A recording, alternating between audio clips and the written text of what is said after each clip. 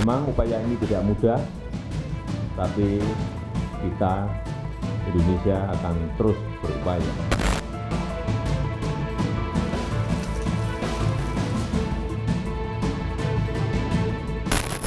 4 bulan berlalu sejak Rusia menggempur Ukraina, tanda berhentinya perang belum juga tampak. Dalam kondisi ini, Presiden Joko Widodo berupaya Indonesia jadi juru damai dengan berkunjung ke Ukraina dan Rusia hingga sepekan ke depan. Misi utamanya bertemu Presiden Ukraina Volodymyr Zelensky dan Presiden Rusia Vladimir Putin agar para pemimpin yang berkonflik mau membuka dialog, membangun perdamaian. Sekali lagi, dengan misi yang sama, saya akan mengajak Presiden Putin untuk membuka ruang dialog dan sesegera mungkin untuk melakukan gencatan senjata dan menghentikan perang. Misinya adalah mengajak Presiden Ukraina, Presiden Zelensky, untuk membuka ruang dialog dalam rangka perdamaian, untuk membangun perdamaian. Bertandang dalam kondisi perang, pengamanan RI1 jadi antisipasi utama. 39 pasukan pengamanan Presiden berlaras panjang akan melekat kepada Jokowi. Terdiri dari berbagai kesatuan dan matra, ada Komando Pasukan Khusus atau Kopassus TNI Angkatan Darat, Detasemen Jalamangkara atau Denjaka TNI AL, lalu ada juga Komando Pasukan Gerak Cepat atau Kopasgat atau Paskas TNI AU. Dan demi keamanan Presiden, agenda detail Jokowi pun tidak akan dibuka ke publik dan masih akan cair hingga saatnya berkunjung ke Ukraina dan Rusia. Jokowi jadi pemimpin di Asia pertama yang berkunjung bertemu dengan Ukraina dan Rusia setelah perang berkecamuk.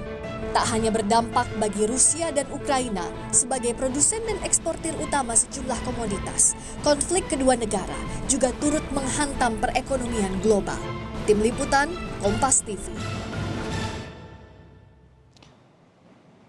Saudara, di ibu kota Kiev, Ukraina, rudal meledak di dekat kedutaan besar Amerika Serikat di Kiev yang hanya berjarak 6 km dari alun-alun kemerdekaan Kiev. Wali kota Kiev menyebut setidaknya 2 korban terluka dalam insiden ini.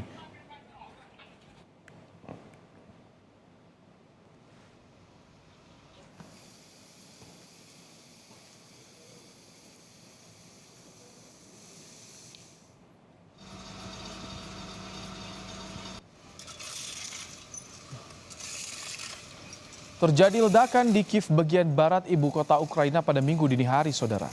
1 tower bangunan apartemen rusak terdampak ledakan. Sejumlah petugas membantu memadamkan api dan menyelamatkan penghuni apartemen dan warga sipil sekitar apartemen. Petugas masih menyisir warga yang mengalami luka, kemudian warga dan juga korban meninggal atau yang terjebak reruntuhan. Anggota parlemen Ukraina menyatakan dalam telegram ada 14 rudal yang diluncurkan ke wilayah Kiev. Sebelumnya serangan Rusia juga terjadi pada 5 Juni lalu.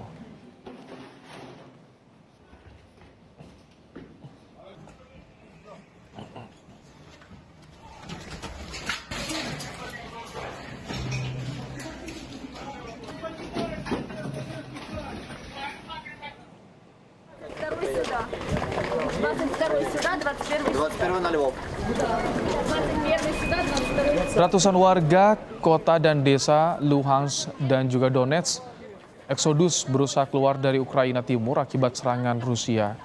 Mereka memenuhi kereta evakuasi berangkat dari kota Pokrovsk menuju Dnipro dan kota-kota lain lebih jauh ke barat.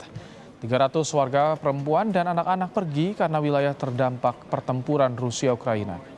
Pasukan Rusia juga mencoba memotong kota strategis Lysychansk di Ukraina Timur. Rusia juga meluncurkan serangan rudal ke daerah yang jauh dari jantung pertempuran timur.